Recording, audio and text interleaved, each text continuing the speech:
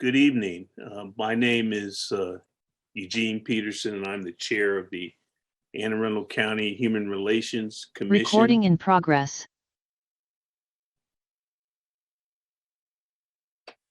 Good evening. My name is Eugene Peterson, and I'm the chair of the Anne Arundel County Human Relations Commission. And I'd like to welcome anyone who is on in TV land, Zoom land, and also apologize for the technical difficulty we had on the 21st of July, which necessitated us moving this meeting to the 3rd of August. So this is really our July meeting, but it is on the 3rd of August. The commission is part of the Anne Arundel County charter that was voted on by the public in the 2020 election. Prior to that, we were appointed by executive order of the county executive.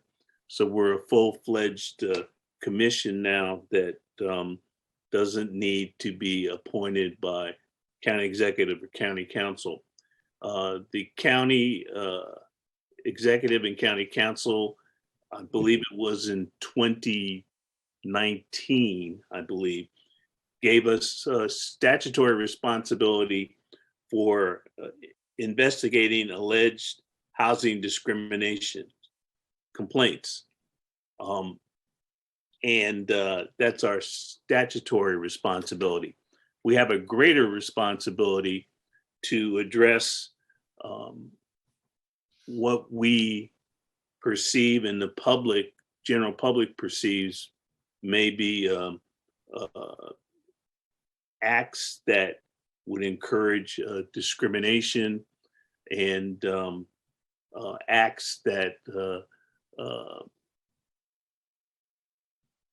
are not consistent with the charge that both the county council and the county executive have given us to make Anne Arundel County the best place for all. Getting back to our statutory responsibility, on our web page, which is on the county website, you'll find forms that you can fill out if you feel that you have been victimized by any kind of housing discrimination. I believe those forms are both in English and Spanish. And if they're not on the website in Spanish, they soon will be. We will now move to, and I believe our secretary, Lakeisha Hatcher, has a meeting and that's delaying her from being with us. So I will do the roll call now. And I'll start Commissioner Call. You can say present, here, etc. Commissioner Call. Present. Commissioner Daydoni. Present. Commissioner Olagula. Present. Commissioner Gaskin. Present. Commissioner Clapsaddle. Present.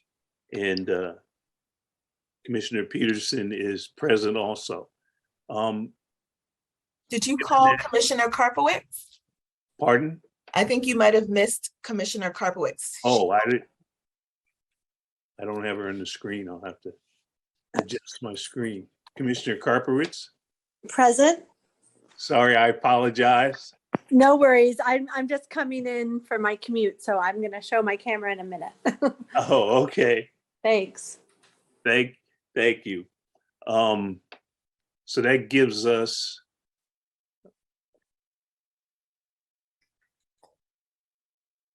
Alvarez, Pardon? Christy Alvarez. She's our support from the county She's our executive's support. office, as Thank you. is Chanel Right. Bowman. Exactly.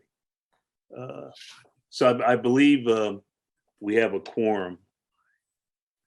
'Cause we need 7 commissioners for a quorum. Yeah, vote for him. Yes. Let me write this down here.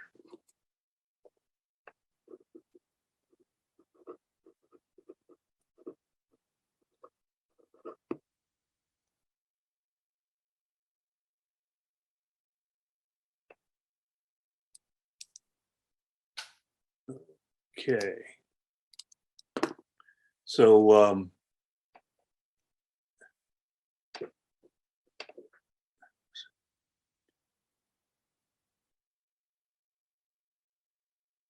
oh, Miss Daydoni.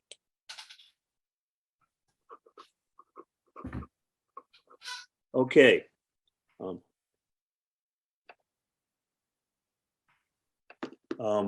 We'll move on to the minutes. There are some technical questions that will have to be resolved with the minutes. But I'd ask in general, is there a motion to approve them with the needed technical corrections? So moved. Motion was moved by Commissioner Clapsaddle. Is there a second? Seconded, Commissioner Downey. Been seconded by Commissioner Daydoni. All in favor signify by saying aye. Aye. Aye. Aye. Yeah. Aye. And what I would ask you to do, if you have seen, and I will also do another review of the minutes, if you've seen any technical issues, please email them to our secretary so that she can correct the minutes. And that should take care of that. And I'll ask her to send out a corrected copy after she's looked at them and made the needed technical corrections. Next item on our agenda is a review of the June 22nd critical race forum. And the question was, there's two questions surrounding the forum. Need some feedback, and we'll start with what was successful, what worked.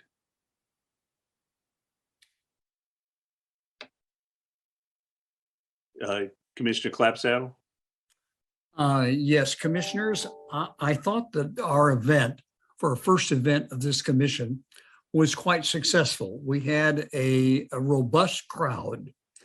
The panelists were certainly engaging, interesting, and added a lot of content of understanding about the issues that we were describing. So I think generally it was successful. I have 2 comments, commissioners. One is that the whole registration in coming in, we need to clean that up a little bit so we have a record of who attended. And you know, it wasn't so important whether they had their confirmations from Eventbrite. It was important that they stopped by the desk. And I thought we had enough people there.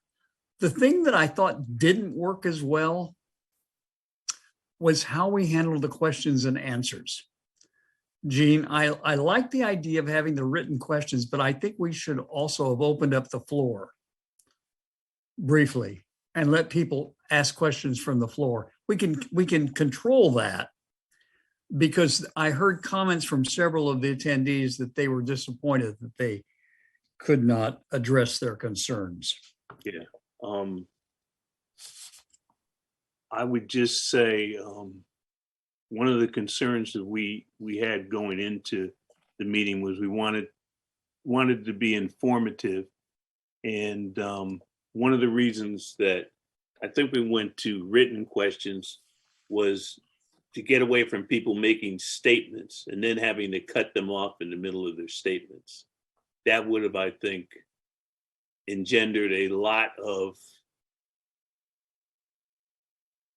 turmoil during the meeting. So that was one of the things that's one of the reasons we did not have an open mic. How did you feel about it in retrospect? I thought it went pretty smooth. I had some people come up to me and give me comments in terms of the selections of speakers, but beyond that, I didn't get a whole lot of feedback. I don't know, Asha, did you get any feedback? And anyone else that was in attendance? Mary? I received some feedback that I'm happy to share. We did get some emails. Generally, the feedback was really positive. Some of the feedback that we got was really in the form of requests for more events. People said that they'd be interested to do this on other topics, on other issues. We received one concern about the panelists. I think the perception was that the panelists were all supportive of CRT. We did explain that the purpose, it would make sense that the panelists were supportive, so to speak, of CRT because the purpose of the forum was really to inform. It wasn't a debate about CRT and its merits or not. It was about what it is and what it's not and where it's taught and those sorts of things. So the people who, I think it's actually a testament to what the commission tried to do, that all of the panelists were really well informed about CRT and could explain it. But there was a sort of a request for some diversity of thought among the panelists for future events. And maybe, I think what this person might have been saying is that they would have been interested in a little bit of a debate about the merits of CRT, which I think is, a different, that's a different event. It's sort of a different approach to the subject matter. But generally the feedback that we got was pretty positive. Okay. Any other comments from commissioners? Commissioner Daydoni? Thank you. Some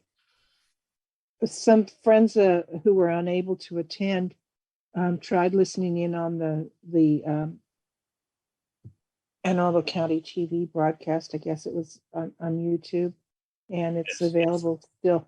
The audio on it is insufficient to do justice to the panelists, which is a shame. I think it's wonderful to be able to go back.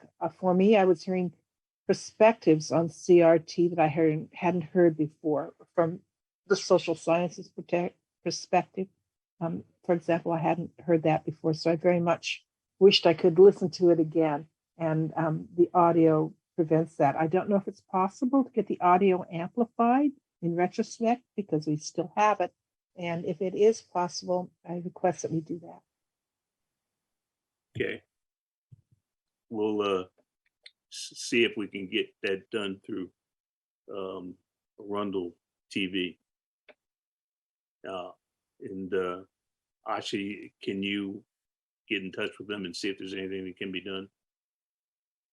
We'll be happy to explore that. Thank you for letting us know. And I assume that this is the video that's posted on the website, on our commission website. You're muted. And you should be grateful for that. As far as I know, it is, but I'll double check Okay, great. and I'll let you know directly. Thank you. Any further discussion? Guess we're going back and forth between what was successful, what could be improved. Any other further comments from any of the commissioners? Commissioner Karpowitz. Yeah, I didn't know if you saw me. I was going to just speak up. Thank you. Yeah, I wanted to just add, I thought the moderator, Georgia Noonan-Sherrod, did an excellent job moderating. She was great. And I would say, I was kind of sitting there thinking, well, it would be interesting. It would be good to have kind of that diversity of views. But I also hear what Asha's saying. This was more of an opportunity to say what critical race theory is. And I think we could have gotten bogged down by, some of that. But if there are, I think if there's an opportunity to have a diversity of thought in a thoughtful and respectful way, it might be good to do on this or other issues in the future.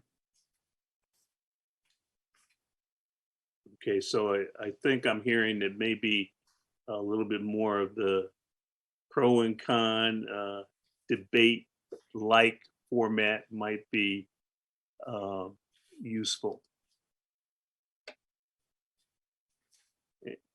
Any other observations or comments? I will add as, Commissioner Daydoni? Yeah, I'm sorry. I wanted to respond. There's two things to what you just said. Debate requested, useful. I think we have to ask ourselves about that. Also, my memory's failing me. I thought it was Commissioner Call who provided us with some immediate post-event feedback about at least one member of the audience who walked out because she felt, and if it was Commissioner Call, I'll ask Commissioner Call to speak to it. If it was someone else who's here, I'd ask you to speak to it. My interpretation was that she felt attacked by some of the words used by some of the members of the panel. And I'm aware that members of one group, advocacy group that has been vocally opposed to CRT nationally, came together and sat together, and it was somebody from that area of the auditorium who chose to leave.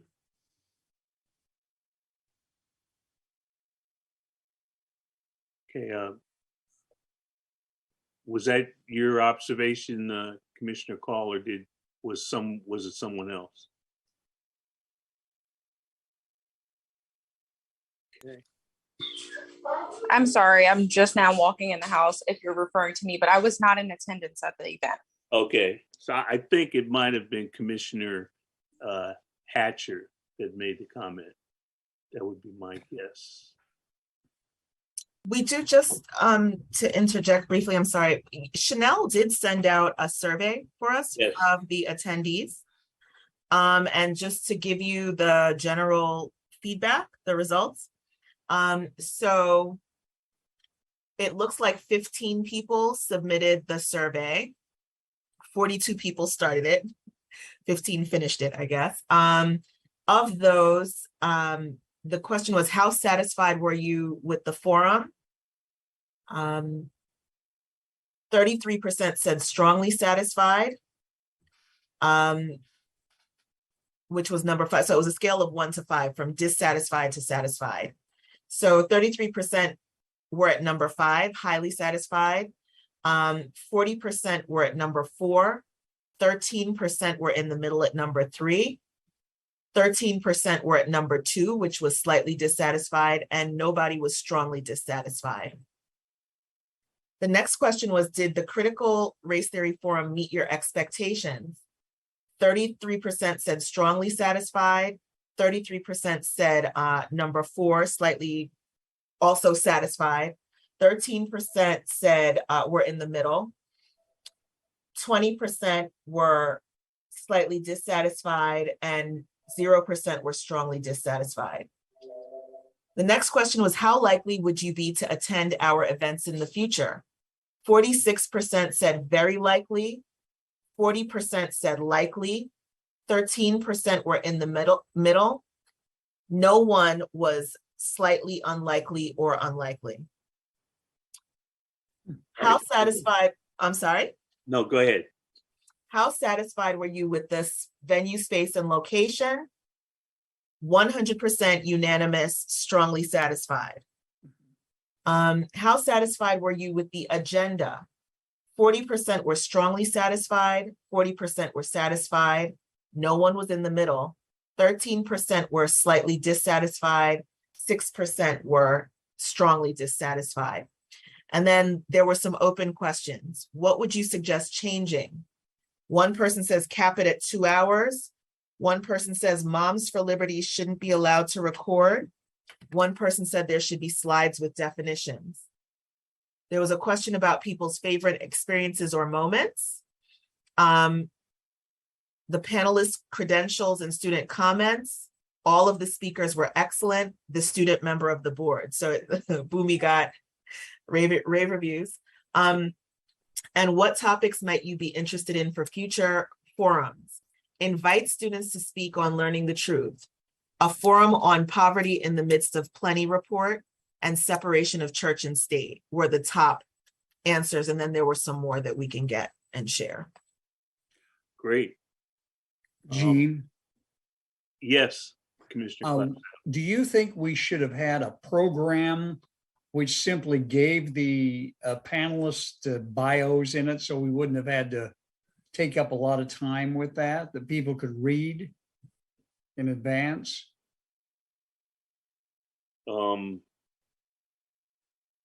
Yeah, we could do that. You mean lay out a program with the intro? A simple outline with the bios of the panelists and the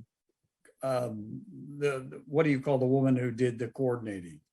The moderator. Oh, you are good. You are good. Moderator. Yes. In my addled brain, yes. A moderator. I mean, I saw a lot of people from my church there. I thought it was interesting, you know.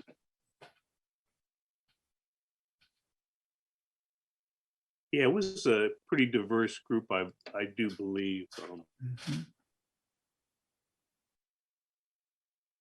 But yeah, having a program, I think part of the problem was we had so many things that were happening that it kind of, by the time, I think we ran out of time to do a program. That's what I'm thinking. So, I see another hand up. Commissioner Call. Commissioner Call. I just wanted to suggest, I heard possibly allowing people to make statements for 2 minutes. And I was going to say, maybe I feel like when you listen to a briefing or you listen to a panel, you come up with questions about something that someone had already made a statement regarding. So that's something you can't submit a question ahead of time for, but maybe for the next event, if we could put like maybe a QR code up on the screen and allow people to submit the questions as the event is going on. And then at the very end, we could pull up the questions on the screen and go through them one by one at the end. That way, if someone doesn't like public speaking, but they had a question about something that was said, it can be addressed right then and there. That might minimize emails later on. We did hand out cards before the presentations and during the presentations, and ask people to write down questions and give them to us. So we did provide the audience that was there, the attendees, with the ability to do that. And I can't remember how many of them actually wrote things down, but we did provide them with that opportunity.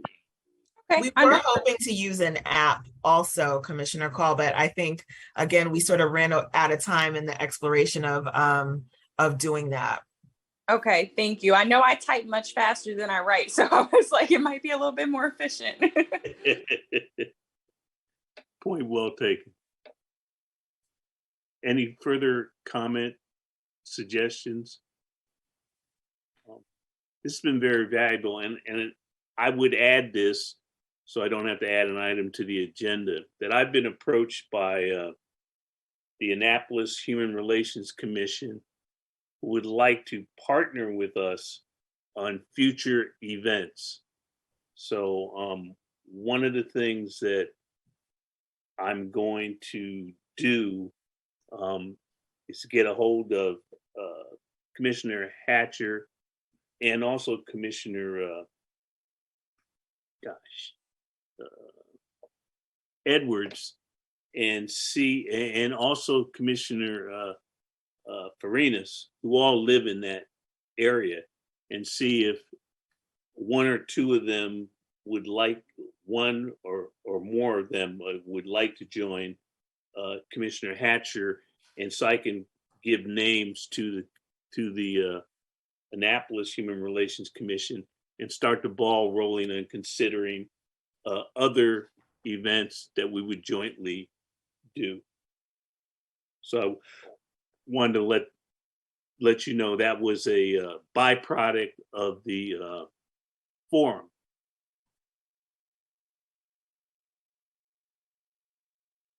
Any feelings about that? Just curious.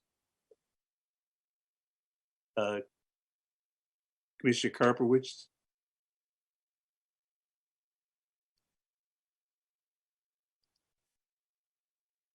Did you have a comment? Oh, no, sorry, no. Okay, that's fine. Okay, let me get this. It looks like Commissioner Call has her hand up. Oh, okay. Commissioner Call? I think that was from the last time. Sorry. Okay, that's all right. Not a problem. Now I'd like to move to our next agenda item, which will be a report from our HRO on the status of our hearing procedures for housing discrimination complaints. So I will turn the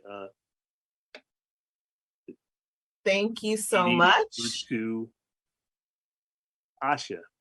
Thank you. And I'm going to share my screen if that is okay. It's terrific. Okay, can everyone see? Yes. Yes. Okay, awesome. So it's been some time since we've come back together to talk about procedures for dealing with fair housing complaints. We've been collaborating with the Office of Law. The Office of Law is great at what they do. And we have had the pleasure of having Lori Blair Klassmeyer as the person from the Office of Law who's supported us with this. You know, sometimes the Office of Law, I can say, is very cautious, as they should be, about developing procedures. There are some things that would have been nice to include in the legislation that were not directly stated in the legislation. And so some of the, areas where we've had to have some additional conversation has been around putting things in the procedures that are not expressly stated in the law. That said, this is our final product. And so I'm just going to walk you guys through it. Section 1 is really self-explanatory. It's definitions, what the commission means, what it means to serve a complaint, meaning how that's done. So that's pretty self-explanatory. Section 2 pertains to hearings without the filing of a complaint. Basically, what this is the procedure for the commission to initiate a complaint.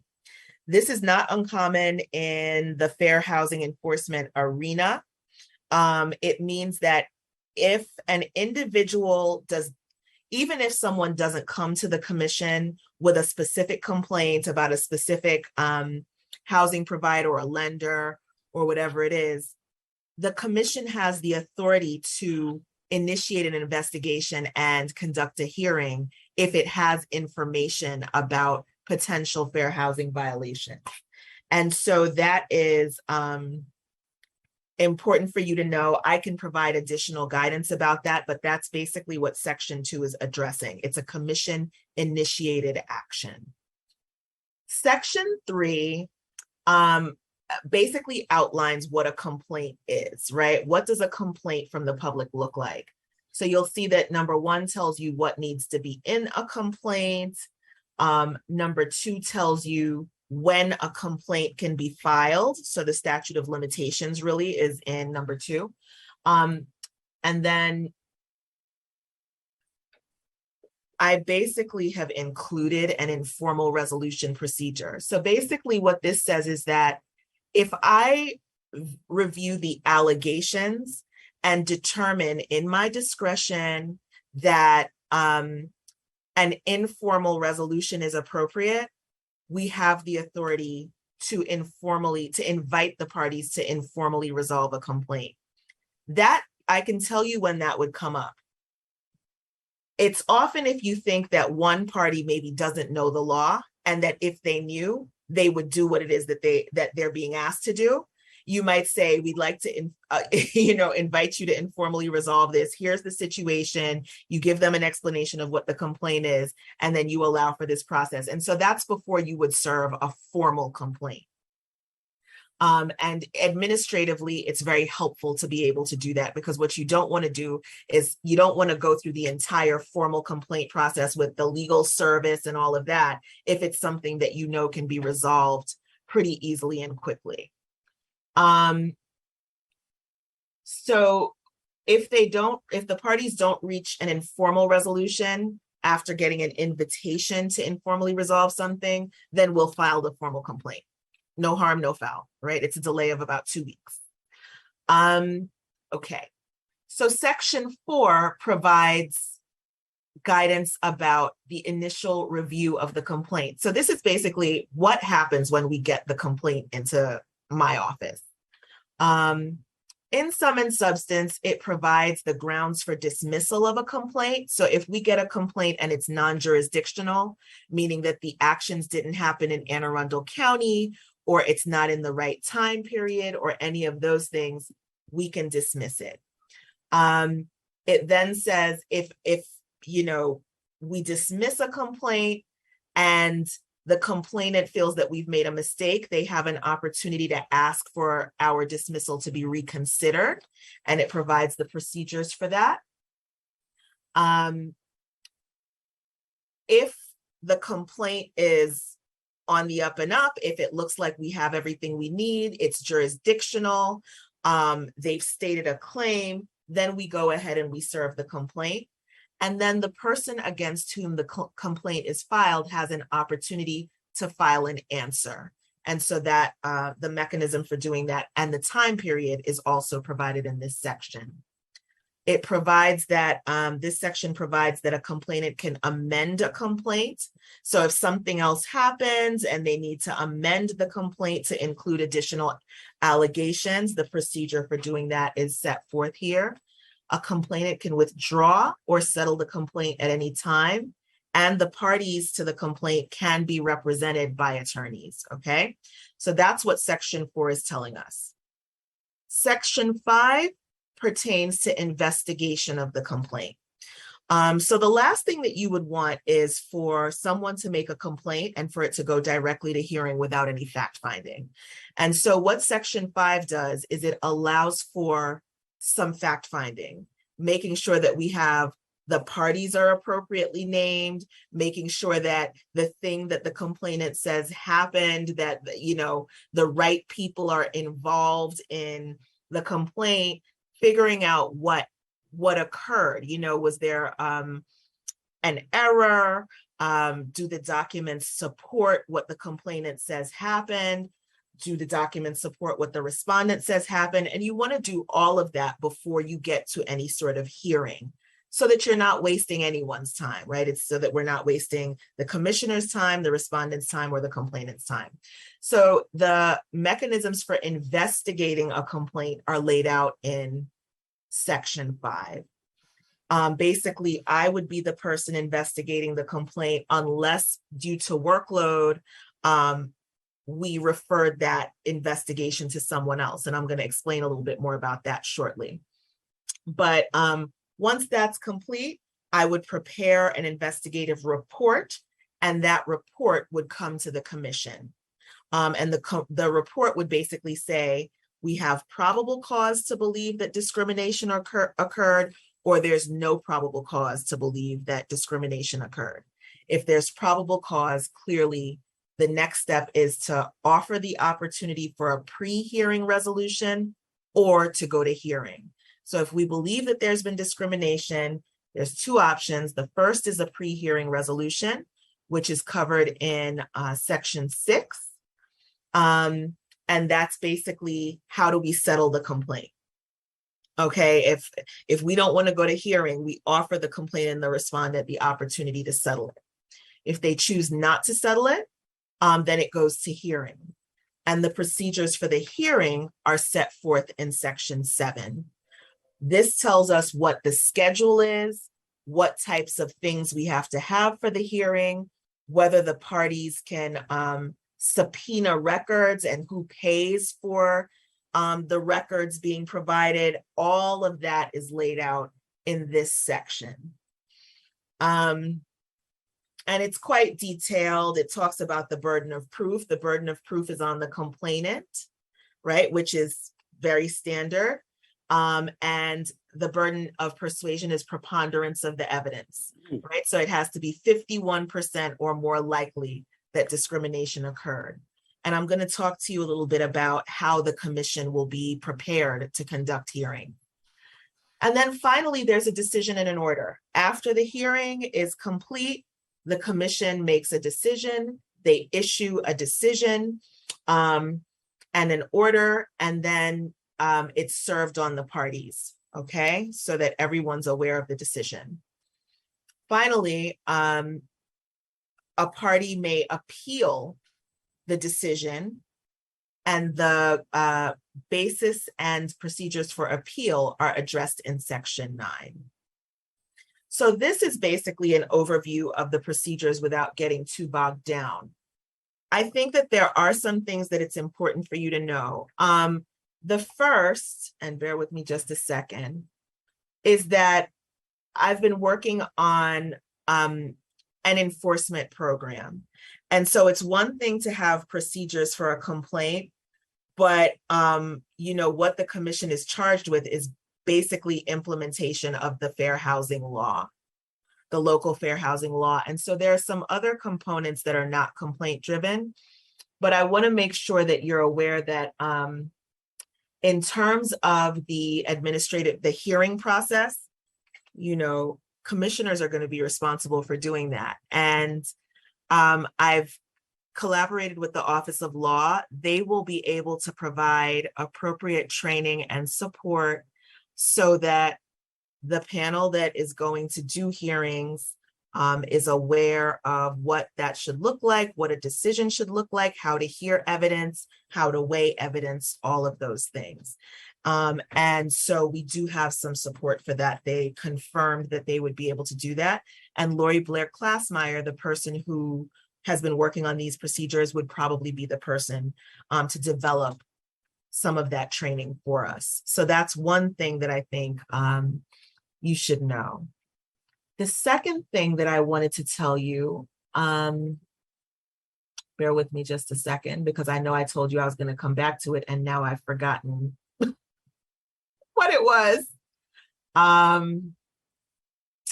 Okay, I can't remember what the other thing was, but that's pretty much the these are the procedures. In terms of the enforcement program, I just want to go through the component parts for you. So in any fair housing agency, there are sort of 6 basic things that get done. There's an intake process, right? Someone who evaluates the allegation. So someone comes in with a complaint, who's going to assess whether the complaint, who's going to hear the story and help them to complete the forms and put it all together, right? That's the intake process. So the complaint is coming in. Then there's the investigation process, which we've talked about a little bit in terms of the procedures. There's the potential for mediation, which is always available because you'd like for people to resolve their complaints themselves if they can, right? Then there's the administrative hearing. There's testing. Testing is something that most fair housing agencies will do if they have the capacity, and it involves sending people out, people who are trained, to try to rent apartments, to try to get loans, and seeing how they're treated, right? So you may go to a lender, you may go to a prominent housing provider and see what happens, and document the results to determine whether the folks in the county are complying with the law. And so testing is really important. And then there's training and outreach. No point in having the law if people don't know that it's here. No point in having the law if people don't know how to comply with it. And so there's a training and outreach component that needs to be done. We know that the commission is not going to be able to do all of these things, and we know that I'm not going to be able to do all of these things. And so we have been exploring partnerships to determine how to get some of these things done. I now remember what it was that I was going to say about the investigations process. So I mentioned that I would be doing, the investigations for now, because right now our caseload is small. We are working with procurement right now to determine whether we can get an open contract with an investigator, a seasoned fair housing investigator, so that if my workload becomes burdensome or if I'm out or whatever it is, there is someone that we can go to who can do these investigations capably and resolve them. And so that's one thing that we have in the hopper. We are looking for a partner for mediation, and we think we have an idea of how we want to approach that. So we're dealing with that will be outsourced, even though we do have, I've been trained in mediation, I'm a resource for that, but to have me on all levels of the, doing the investigation, doing the intake is not really the best practice. So, ideally we would have an external partner who would be partnering to do the mediation. In terms of testing and training and outreach, Erin, our commissioner, Commissioner Karpowitz, is going to be meeting with me tomorrow because there is an agency that has the capacity to do some of that work. And so we're going to talk about, and this agency actually has done some testing for the county, not for the commission, but for the county separately. And so we're going to be talking about how to structure that so that we have a holistic fair housing enforcement program and not just a complaint process. And so I will be happy to update you about that once I have more information. Yeah, it's a lot of. Will you be sending us a copy of what you've just shown us on the screen? I will be, this will actually be posted ultimately on the website so that people know what the procedures are and they know what to expect if they get a complaint. But yes. Commissioner, I don't know who was first, Commissioner Karpowitz. Yes, thanks. I just want to say, wow, we haven't met yet on this issue specifically, but I'm really impressed by the work that you have done. It's really good to see that process out in writing, and we've come a long way. So great job. Thank you. I appreciate that. Commissioner Daydoni. Thank you. This is the first time I've seen it, and so could you put it up again? And I just want to see the first page briefly, and then I have a few questions I want to go through with you. I want to make sure whether or not I found a typo or if it was just my bad reading and understanding. Sure, no problem. It's in the definition of service towards the bottom. Yes, hang on just a second. Thank you.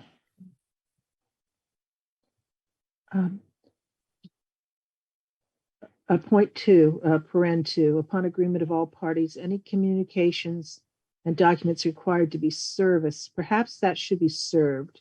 It should be served. Ooh. Thank you for that clarification. Thank you for seeing that, Eagle Eye. It is an odd talent, and if you want me to read it for typos, send it on ahead. Thank you. In section 6, which is about settlement, and I was reading quickly, and I was trying to listen to you, and I thought that one or more commissioners might be involved. So I wanted to look again about who needed to be there for settlement. And if you would be there as an ex officio, my concern was that settlement might involve only one commissioner. And I think it was section 6. Section 6. Pre-hearing resolution. Yes. So it says that the chair of the commission shall appoint one or more members of the commission to conduct a settlement meeting. So that it looks like the chair has the discretion to determine how many people are involved. So it could be as few as one commissioner. And if I understand point 1 under section 6 correctly, it would take only one commissioner to ask the parties to engage in efforts at resolution. Is that correct? So let me make sure I understand what you're asking. Are you asking who can refer it for settlement, or are you asking how many people participate, how many in the settlement discussion? I'm asking both. Point one is how many can refer, and point two is how many in the So I can do it. One member of the commission can do it.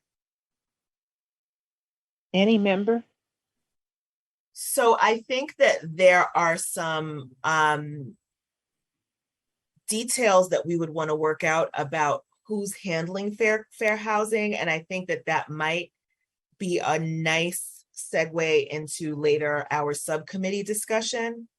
Because it may be, my recommendation would be that there is a core group of commissioners that can deal with fair housing matters, right? And that serve as a panel. One, I think that it's always important to have multiple people because this is a volunteer body and anything can happen. People get busy, people might have to step down, et cetera, et cetera.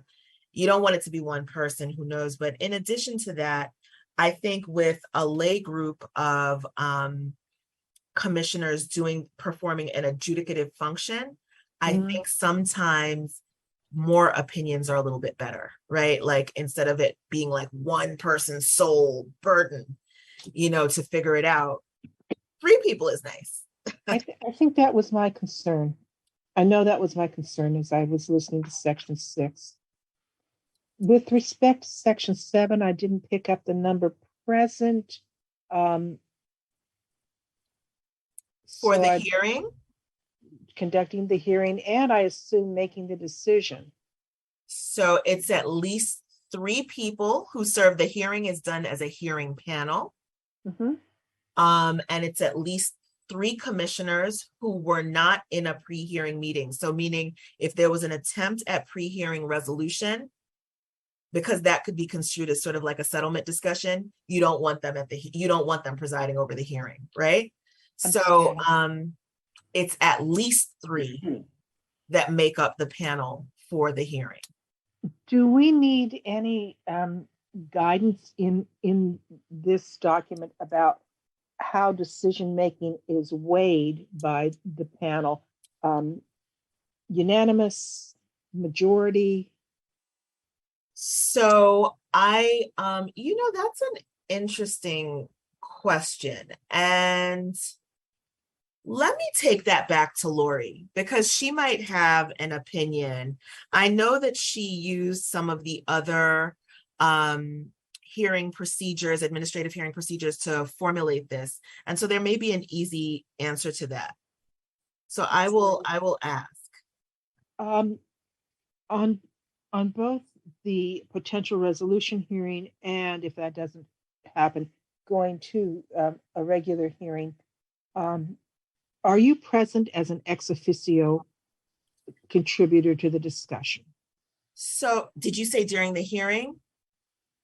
Or the resolution? And yes. So in terms of the hearing, what we've decided, because we were concerned about the equities, right, with respect to potentially a complainant who is in some ways less resourced than the respondent, right? So sort of take your average renter, undocumented Hispanic immigrant, somebody, right? Charge $250 extra a month because they just had a grandchild born. Great example. And so imagine that the landlord is a huge corporate landlord with its own, attorney staff. The potential for there to be an imbalance in the hearing exists. And so we tried to figure out how to get around that. One of the things that we're looking at is partnering with some advocacy organizations so that we can refer complainants to a group that maybe can provide them with some support. I have a meeting scheduled with Legal Aid to talk about maybe what they could offer us, and then maybe some ideas that they have since they do housing work. But in addition to that, yes, I would basically be presenting my investigative report at the start of every hearing. And that's one of the mechanisms that we felt would help to address some of this imbalance, because it would be my findings coming to, I would be sort of testifying with my findings from my investigation so that it gives, so that someone is really presenting the case. Mhm. And so that is the plan.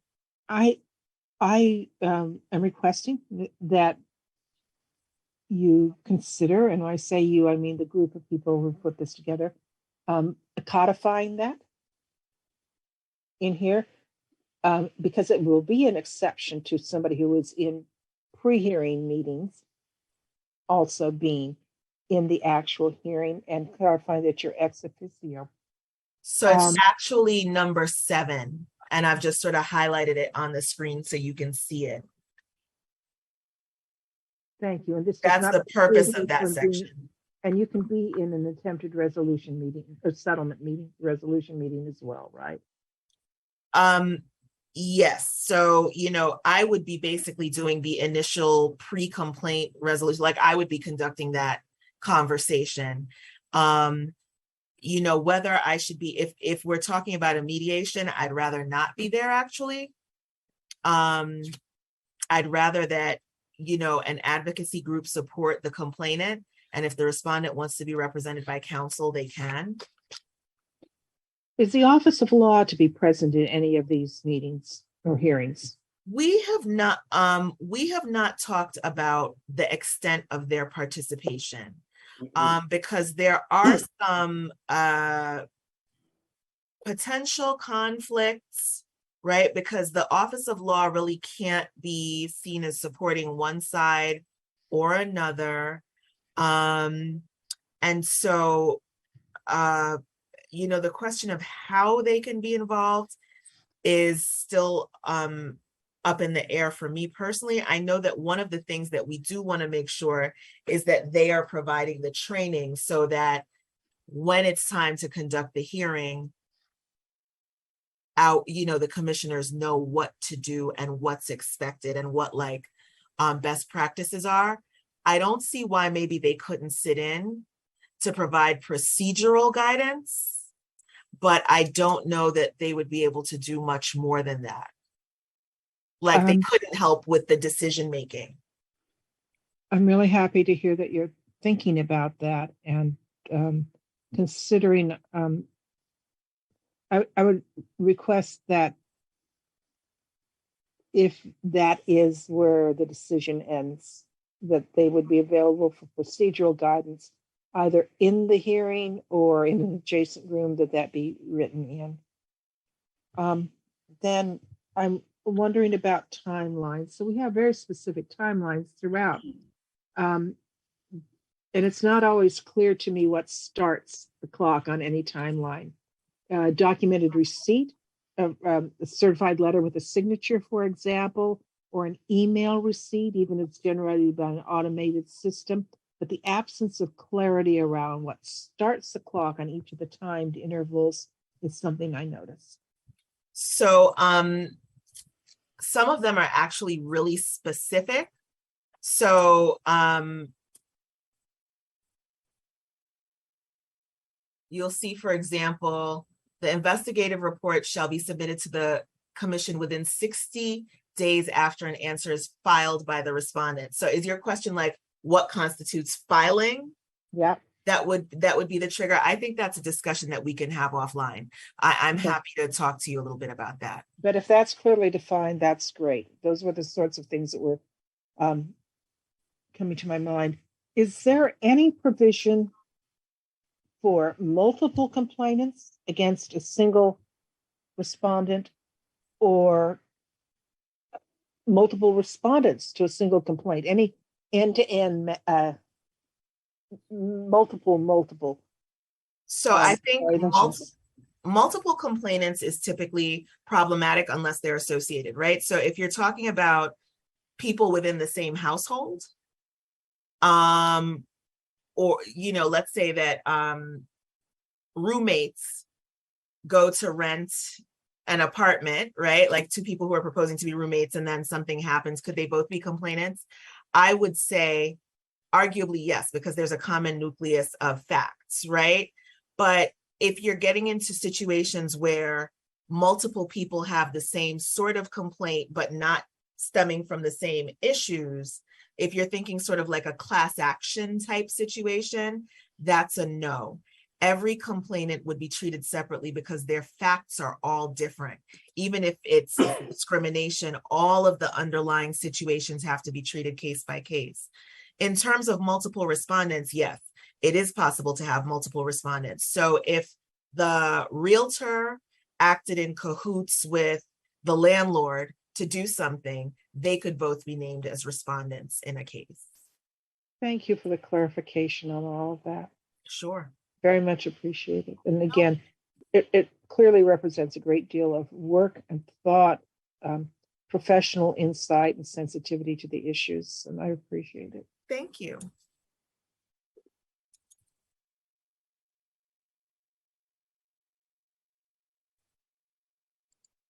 Any other further comments from commissioners? I have a couple of things that I would like to say, but I want to defer to other commissioners before I do that.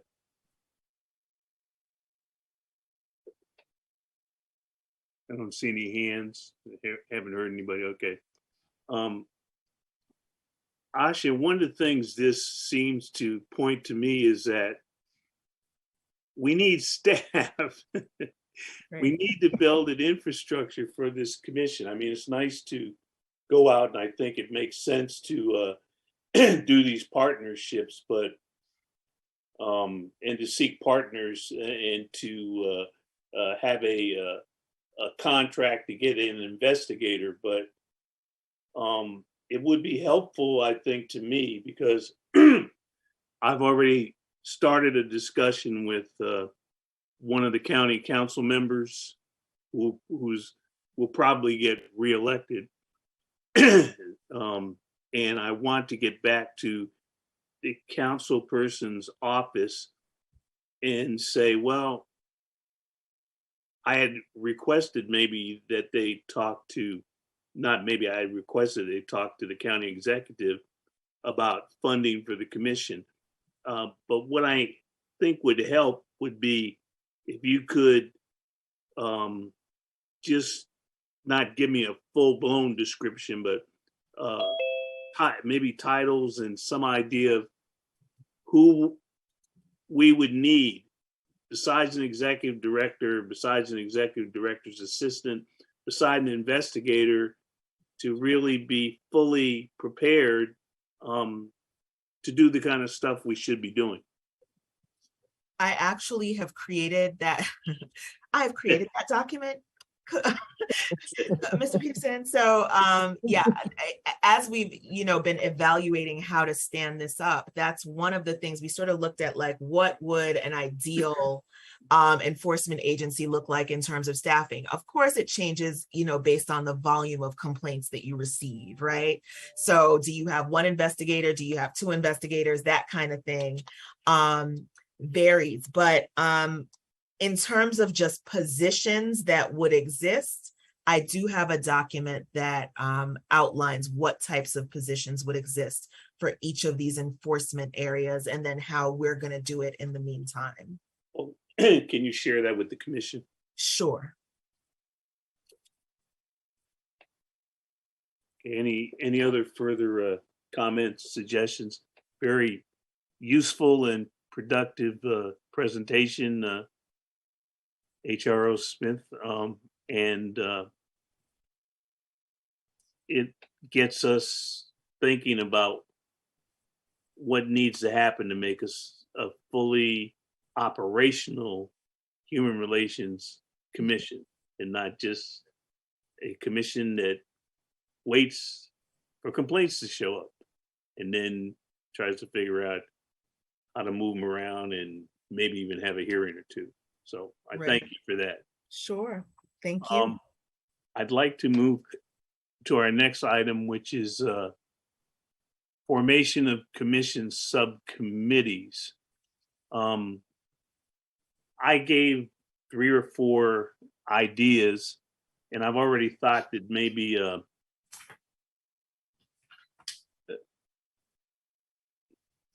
police community relations is a good one. I called it police accountability, but I think police community relations is probably a more apropos and less charged way of describing what we might do.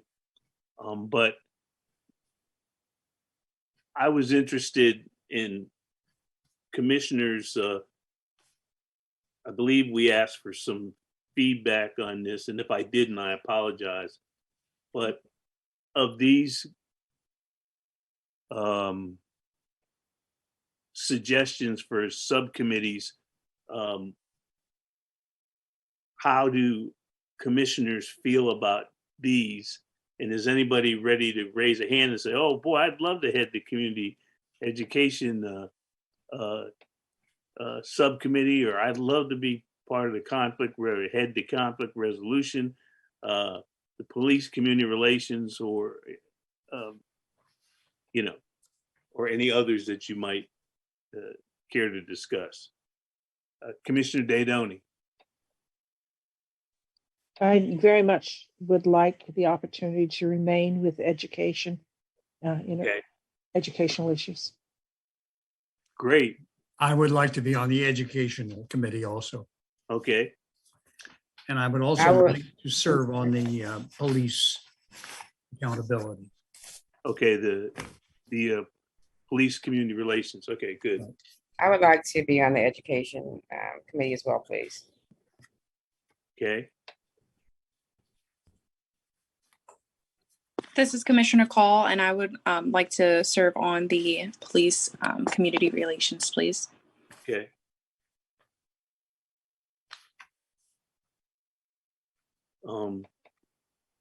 I have a Since- suggestion and a question. Is that okay? Yes. So I have one suggestion for another subcommittee, and it may not even need to be a full subcommittee. It may be a person who wants to volunteer to do it. I don't know. But I think maybe a rapid response subcommittee might be appropriate. And I am imagining, when things happen in the community and we want to send a press release, we want to, come up with a statement in response to something that happens. I think it would be nice if we had maybe some, just some templates, and someone who was sort of ready to go could put it together, could send it out and take care of it, run it by the chair, make sure that, the chair approves of the language, and the chair can edit, as he sees fit. And then send it out. I don't know if that's something, like I said, that would be a subcommittee, or maybe it's just a person who's designated who's tasked with doing that.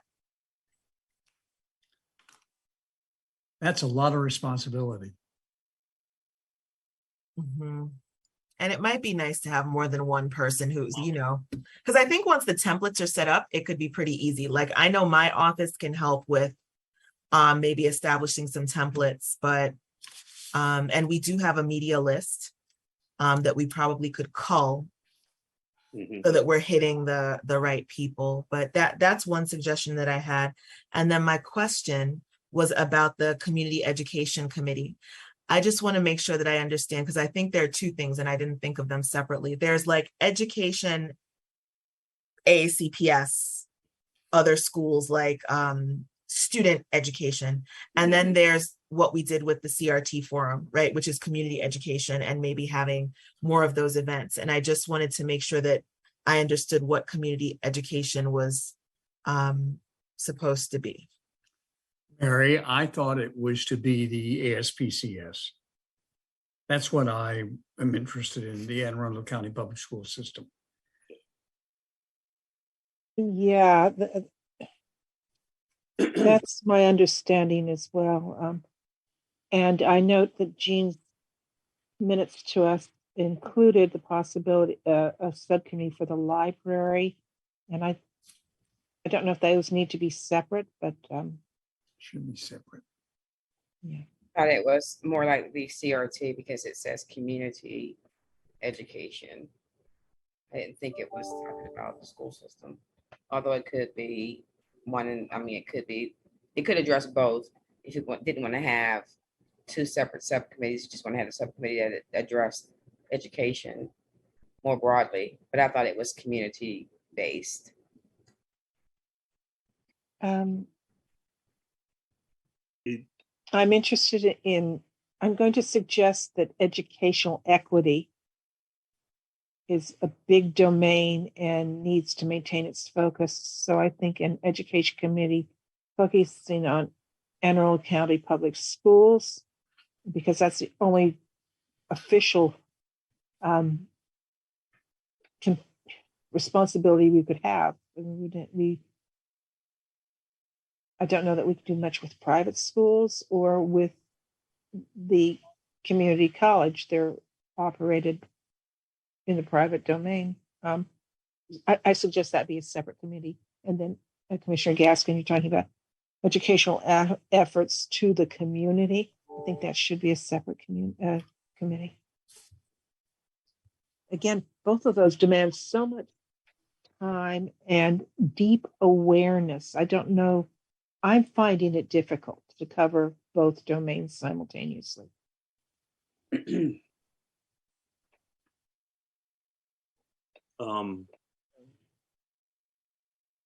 This is a good discussion. I would remind everybody that we're a very energetic group of 13. So if we do start to break off into subcommittees, I would hope that we would not have, I'd like to see some focus and see what we prioritize as those, what gets the largest priority for the commission. Because I think then you get 2 or 3 people on each subcommittee and it works a little bit better than one person running the subcommittee and doing all the work. Chair Peterson, the subcommittees should not have the power to make commission decisions. They should be, as you suggested, investigating the priority. I mean, this is my opinion. I sound like, I'm edicting something. I'm sorry. I don't want there to be any confusion about diluting the authority of the commission as a whole. The subcommittees should do a lot of the what I'm going to call in the weeds work, bring it simply to the commission as a report, and let the commission decide by vote how they want to proceed. I think that's what you were saying, but I wanted to say yes. Yeah, I don't disagree with that. That's exactly the way I would perceive that the subcommittees would work. They won't be autonomous bodies doing things. They would research an issue or a proposition, come back to the commission with recommendations, and then the commission would decide what to do with the recommendations that they made.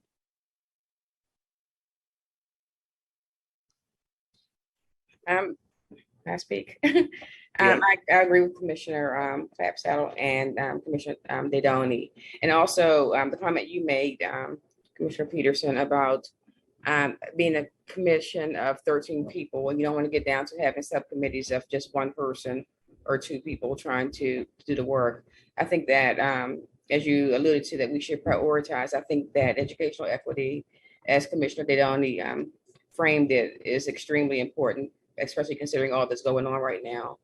And so if we were to talk about the education subcommittees, for instance, as opposed to having a community education subcommittee, which I thought was related to like community education, like the CRT, I think that it is more important to have the education equity subcommittee if we wanted to try to limit the number. But that would not stop us, from these other subcommittees if issues came up and there was a pattern.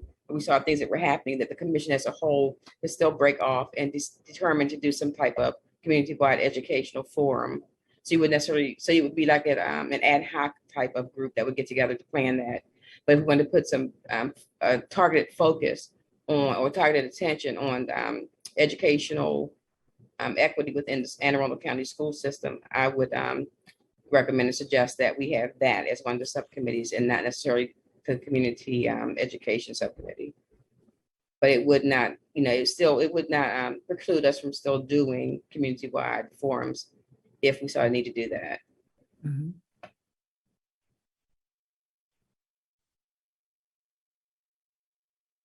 Point well taken.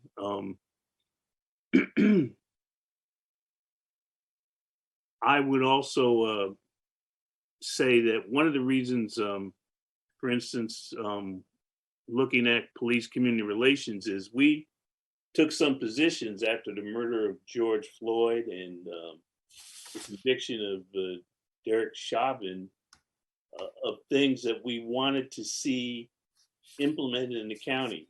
And we need to follow up on those recommendations that appear on our webpage. And so I thought my thinking there was there might be similar things in other areas where we've either made statements or testified that we want to follow up on that could fall into the purview of the subcommittees. I do have another quick suggestion that might help in terms of the prioritization. It could be, so we're now in a new fiscal year, but we're in the last, no, we're in the third quarter of the calendar year, right? So one thing that, the commission might consider is a little bit of strategic planning, right? Sort of looking and laying out, because you could sort of lay out an agenda for the next few months. If for example, that if the commission decides that it wants to commit to doing one forum next year, or, 2 per year, one every 6 months, or whatever it is, you could sort of determine what the priorities are as a group and do some strategic planning sessions and come up with with a calendar of events, moving forward. That could be whole committee work. And then, it would give your subcommittees the opportunity to focus on very specific projects or other things. So that might be another way to think about how to move some of the work forward.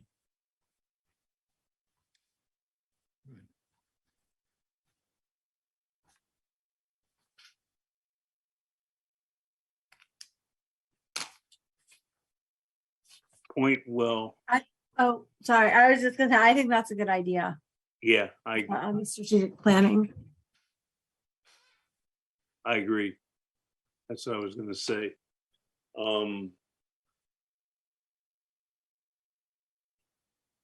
So out of this discussion, I think I'm hearing some real interest in educational equity. I'm hearing some real interest in police community relations. We also have the invitation from the Annapolis Human Relations Commission to look at jointly sponsored activities we might do. And we have a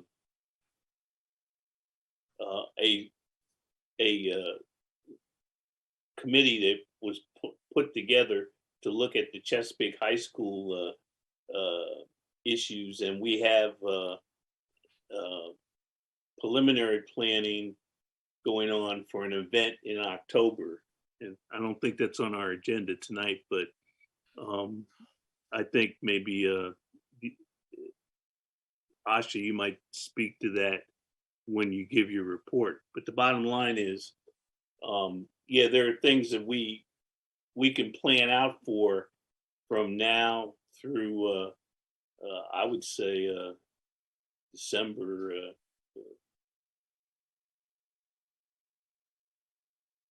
So what I think I'm going to suggest is that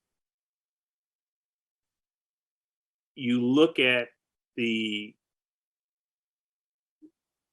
list that we have of potential subcommittees and identify your interests, and then send that in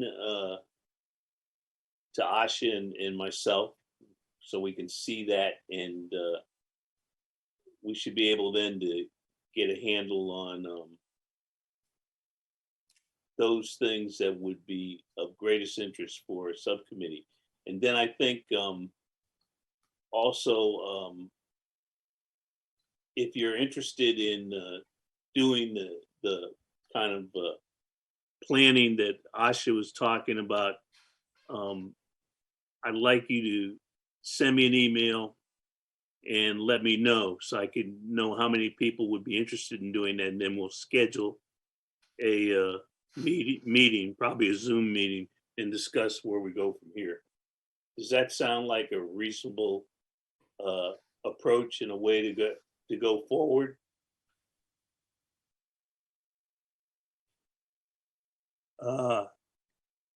Commissioner Daydoni. Thank you.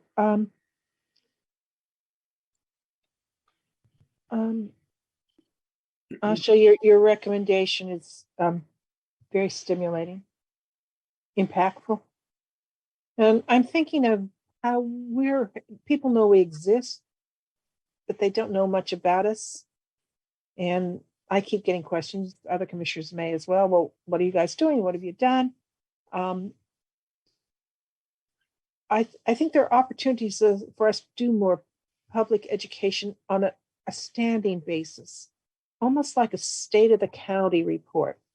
I'm thinking specifically of the Poverty Amidst Plenty report that is put out annually through the Partnership for Youth, Family, and Children.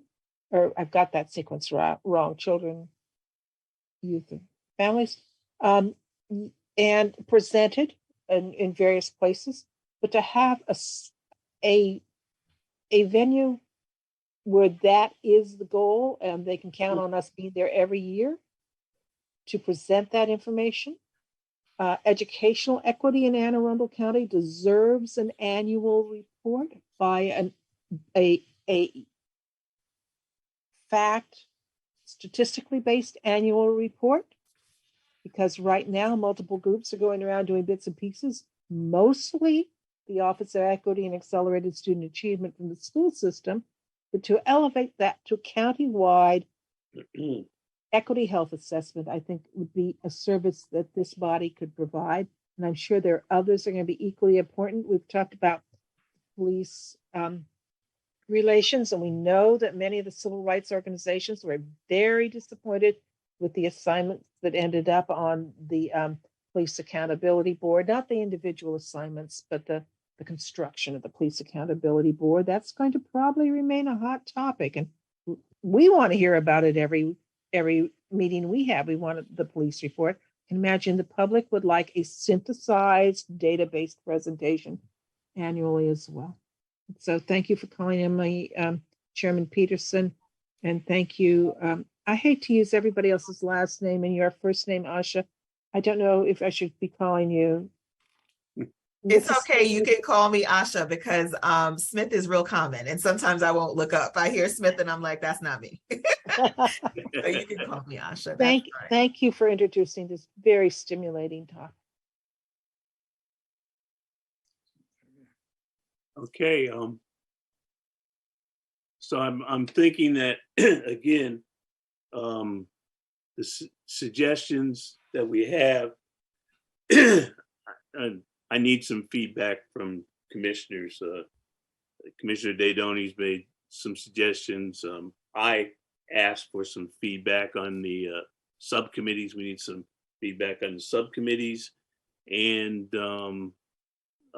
I need some folks to volunteer to lay out our agenda so that we can get working on some things.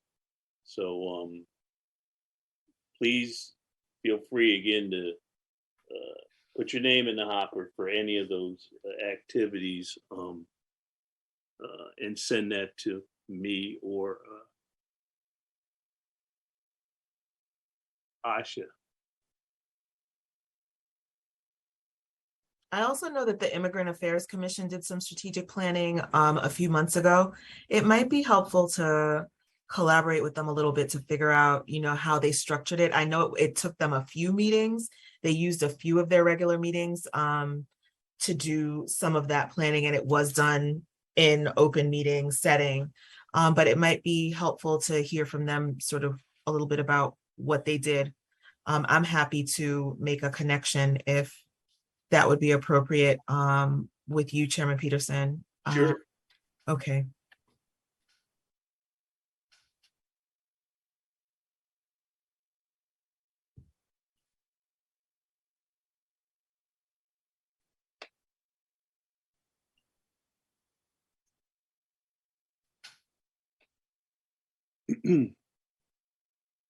Any other feedback from any of the commissioners?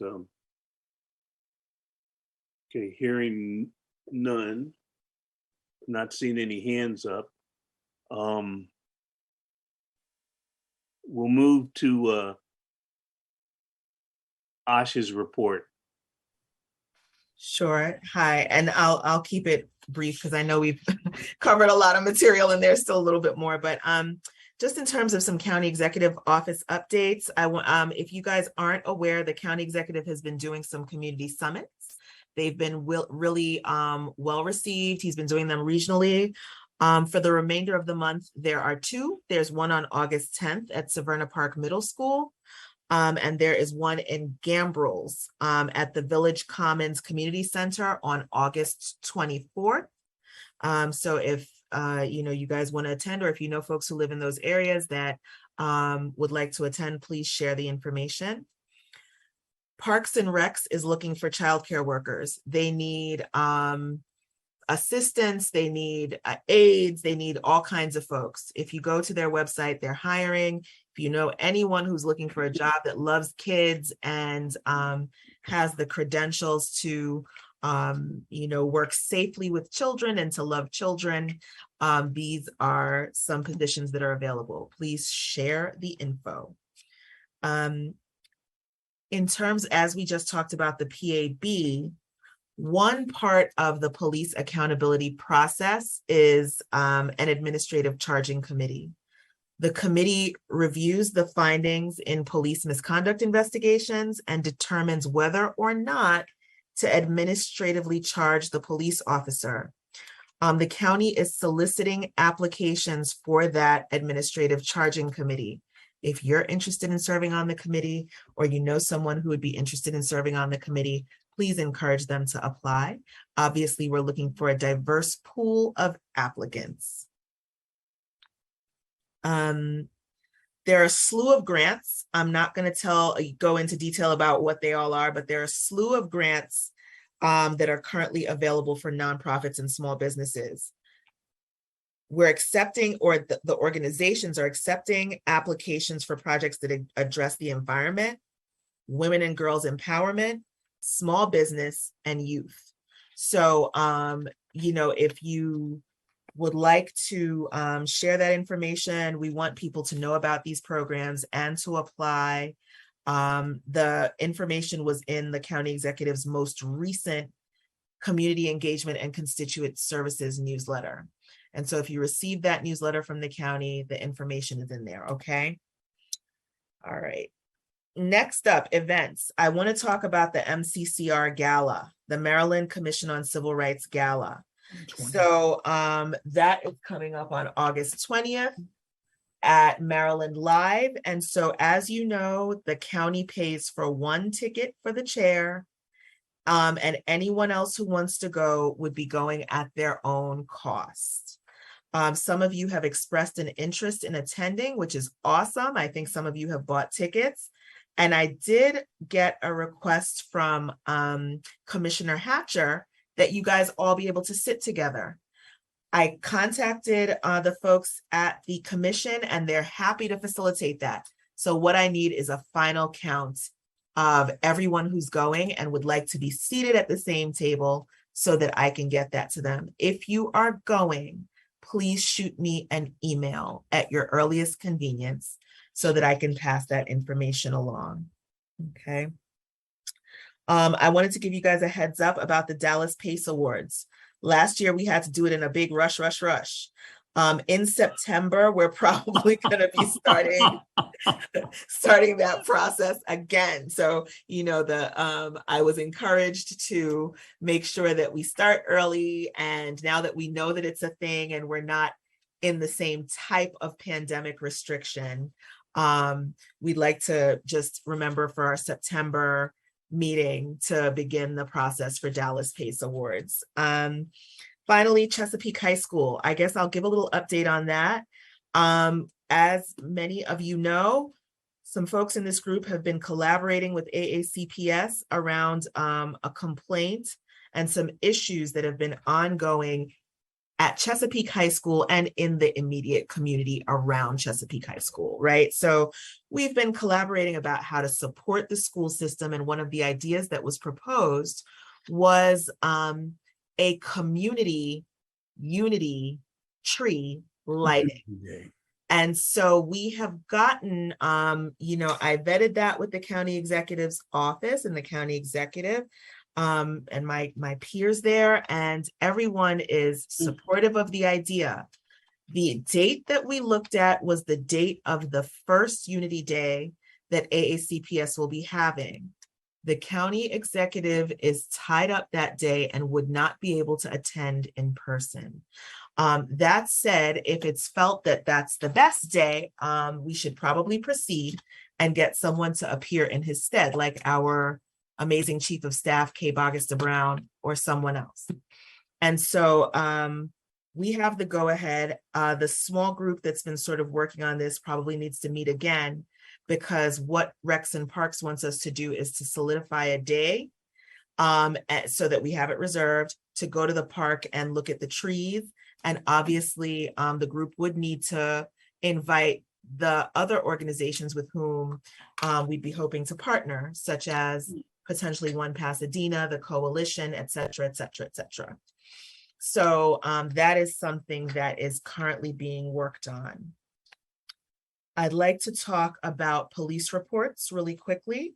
Major Hassenpush provided our 6-month data, January to June. I just want to give you a brief overview of incidents. We'll remember that these are not all crimes. These are incidents that were called into the police where hate or bias was mentioned and a part of the interaction. So we have 115 total incidents from January to June. Unfortunately, Glen Burnie has the dubious distinction of having the highest number of incidents at 33.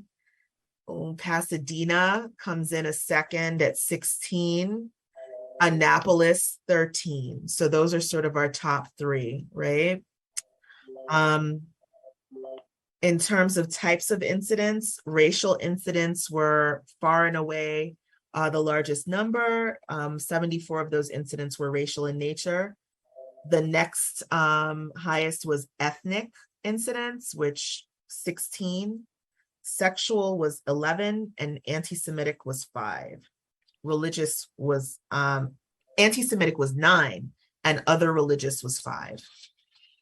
In terms of the types of behavior, 78 of the incidents were verbal, right? So people saying things that they should not say that were potentially hateful. And so that is the summary, which leads me to my next question about what we want to do with this information. I think the last time we presented this 6-month data, we talked about whether we should be engaging maybe some of our elected officials so that they know that this is going on, whether they want to be, the commission wants to do any targeted efforts in any of these communities. And so that remains an open question. Commissioner Didoni had a question. Yeah, thank you. I Googled and tried to open the 2021 hate bias incident report for the state. It's a PDF. I'm not able to open it. 115. I think this puts us on target to be higher than we were in the last 2 years and as high as we were in the year in which this body chose to do a special forum, our first big forum. I'm not sure of that, but that's a big number. It's a really big number. Mm-hmm. So I think we need to face it. And what we do about it, I don't know. but I would certainly kick this over to our nascent Public Education Engagement Committee. Thank you. Looks like Commissioner Clapsaddle has a question. Yes. I agree with Mary, but I think it's up to us to educate the county commissioners.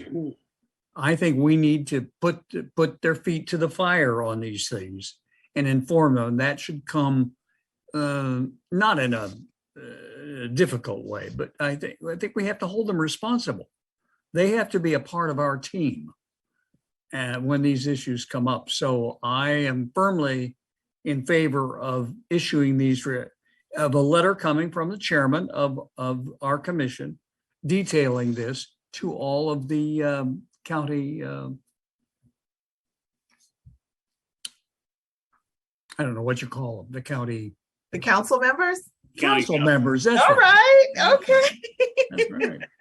Yeah, I'm older, I'm older and I don't always remember things. I'm younger and I don't always remember things either. But I don't know whether you agree with that, Gene. I'm just thinking that we just Well- to talk about it internally Well, I or to think try to that- do a public effort Right. seems to be not focused enough. I think two things come to mind.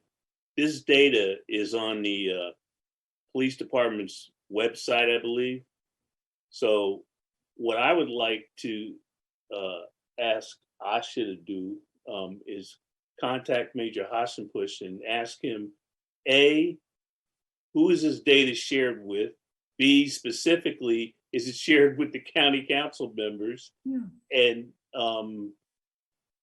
also, does it routinely get shared, and you might know this, Asha, with the county executive? And it should also be shared because there are some incidents that happen in schools with the superintendent of schools. Yeah. So I would like to have those questions raised before we would go ahead and issue any document. That's good.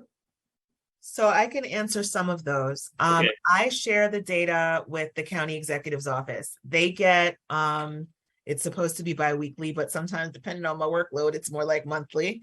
But they get a summary of the incidents with exactly sort of what's happened so that they see the character and flavor of the behavior. Okay.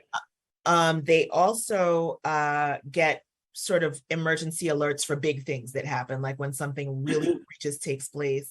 The county executive's office is immediately aware of it, and often the police let us know about those egregious incidents pretty quickly. So we're getting those. I get the reports from the police real time. Whenever they go out on these calls, they send, as soon as they submit the report, it comes to me. So the county executive is aware of it. Dr. Gillens and I have established a fairly regular meeting. She's very busy, I'm very busy, so it's not frequent, but it's regular, to talk about the data and to make sure that their data matches our data. They should be getting a lot of these incidents that occur at schools as part of their remedy reports, right? Like when things happen, the school SROs are responding. And so they should be getting some of these alerts. That's fine, but my question to Dr. Gillens would be, okay, you got that. Is this siloed, or does the superintendent ever know that these things are going on? We got a brand new superintendent. I would think he would want to have this data so he would know that these things are happening in his school district. The good news is that we now have a dashboard that our one of my colleagues, Elizabeth Funch, created. It's gorgeous, and it actually breaks out the incidents that occurred at schools separately from the rest, and it shows by which school and by what region. And so I share that with Dr. Gillens, and I'm happy to ask her whether she shares it with the superintendent or if they're having a regular dialogue about it. They should. She is Should this required, not- her office publishes or does a hate bias report monthly for the Board of Education. It's no longer presented in the Board of Education meetings. It's presented before, but it's also published on the website. One of the issues we face is what goes to the FBI for counting is not the same as the numbers we get from the criteria for Right. inclusion of an incident. It's different between the school, the FBI, and Anne Arundel County Police Department. So, but yes, that is, information is being shared at the school level, up to the board, up to the superintendent. It's required. What do they do with it? It's the whole point. Yeah, that's the question. And getting back to Wonderful By the question. way, I'm Commissioner- laughing a lot tonight, but I'm not, I don't find this funny. You know, if there's, Wonderful question. if there's I do- trouble in River City, you know, from the musical, the Music Man, somebody needs to do something about it. What are we gonna Who's do Harold about it? Hill? And also getting back to Commissioner Clapsaddle and about the letter, I think that another piece of information that would be helpful in that letter is, I think Commissioner Dedani alluded to it, the trend. Like, you know, they're look at this trend line. We don't know how it's going, but it appears to be going up. And so it needs to emphasize that, you know, you're getting this information each month or however, you know, whatever level of frequency you're getting this information, but nothing is changing. So we need to have a conversation about, okay, now with the school and with us and with the county council people, this needs to be a collaborative effort to talk about what can we do to address what's going on. Because it's well and good to get reports just on your desk and nothing happens with them. You know, but when you put the data right in somebody's face and say, okay, over the last 3 years, this is what's been happening. And it never hurts to have our commission to emphasize these things, even if it's redundant. Exactly. It never hurts because they need to, especially I'm thinking the county council, Mhm. you know, and the school superintendent. I'm sorry, but Commissioner Call had her hand up. Oh, Commissioner Call? I had a question, but it's been answered by a statement. Thank you. Okay. I just want to add that when Dr. Gillens and I decided that we would have these meetings, part of the reason is to ensure that she had the data that we see from the police, right? Which ideally they should. There are things that may not get reported to the police that get reported at the school system, so that's a different situation. But I wanted to make sure that whatever we see in terms of trends from the reporting that we have, that she sees that in terms of trends. I will say that also part of the reason why I felt it was important to collaborate with her is I know that the school system does, I mean, this is my opinion, the school system does a lot of work. And her office does a lot of work, and they have training, and they have grown leaps and bounds under her direction in terms of the amount of emphasis that they've placed on equity and the ways that they've embedded it. I do think that the role of a commission is to provide community support because kids leave school, you know what I mean? And some of these things are things that are happening in the community that affect that where students are involved, but it's not happening necessarily on school grounds. It's happening on the bus. There's a community, you know, there are questions about community reinforcement of negative behaviors. And so I think the goal that I had in meeting with her was to figure out how the commission could support what it is that she's trying to do and share information. So I know that she's open to discussion about collaboration and how we can, you know, support her and the system, not just her, but the system. With that in mind, it might be useful for us to have Dr. Gillens come to a commission meeting and give us a presentation on exactly the kinds of efforts that the school district is involved in to address equity and discrimination and lack of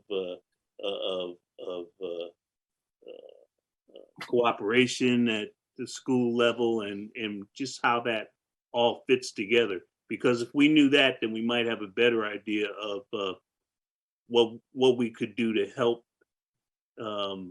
move the agenda forward. Does that make sense? Certainly. Okay. Great. So The last thing on my agenda here is fair housing complaints. We had one. We resolved it in the pre-complaint stage. The management company of this condo made a decision to accommodate a resident who had a disability and who had a concern about sexual orientation issues that were going on there. And so this involved a service animal and potentially some disparate treatment. And they came back and they made what I think is the right decision given the law. And so that is a success. Great, fantastic. Thank you for that input. I'd like to now move along the agenda. We do not have any old business.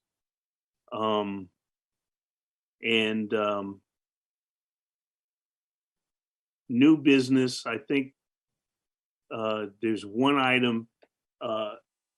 Commissioner Apter, who is not here tonight, had expressed some interest in polling the commission about having in-person meetings. That was before the next iteration of Omicron hit us, I guess. So I'm willing to have that discussion. I guess, again, what I'd ask commissioners to do, and I'll send out an email and say that there's some interest in this, and how many commissioners would like to schedule one of our future meetings in person. There was also a discussion about do we have to meet every month, or can we, if we form subcommittees and subcommittees could be working, then we could move on to a shorter meeting schedule. And so I will send out an email that discusses that and get feedback from the commission, if that's okay with everybody. Yep, that sounds good. Okay, great. I guess now we're down to, does anybody have anything they'd like to announce for good of the order?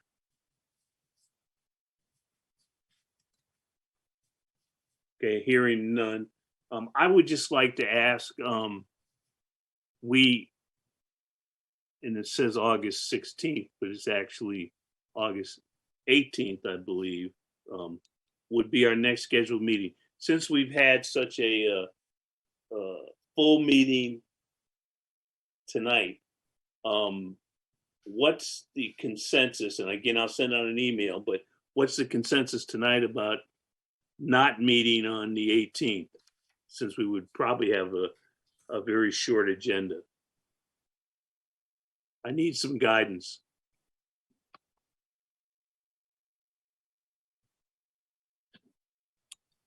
I would say that's fine. I do think, based on the conversation tonight, that we do need to finalize which subcommittees should be our priorities. So if we can allow ourselves some time to just digest what our individual preferences for the subcommittees, and then maybe reach out to you with our one or two that we would like to do. And then once we join back in, whether it be in 3 weeks or next month, we all just decide on the short list that you now have via email. Okay. Any other thoughts on that?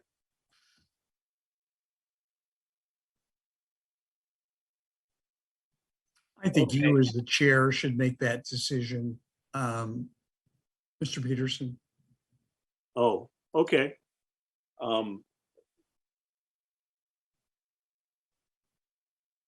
If you're leaving it up to me, I would think that we'll have a shortened agenda. So I will send out an email saying that we're going to not meet on the 18th, and that we will discuss the items that we subcommittees, the prioritization of our future agenda, which ties into subcommittees, and maybe see if we can schedule Dr. Gillens to come in September for our September meeting. So anybody have any problem with that? Not hearing anybody having a problem with that, I would ask if someone would make, I would ask and entertain a motion to adjourn. And I would remind you that this is a non-debatable motion. Move to adjourn. Second. Is there a second? I'll second. Okay. Commissioner Karpowitz. Commissioner Karpowitz. All in favor signify by saying aye. Aye. Aye. Goodbye. Bye. Anybody opposed? Okay, having none opposed. Thank you so much for adjusting your schedule so we could have this meeting. I thought it was important that we continue our efforts to flesh out what we do as a commission. So thank you and good night. Thank you. Ew. Bye, everyone. Bye. Bye. Recording stopped.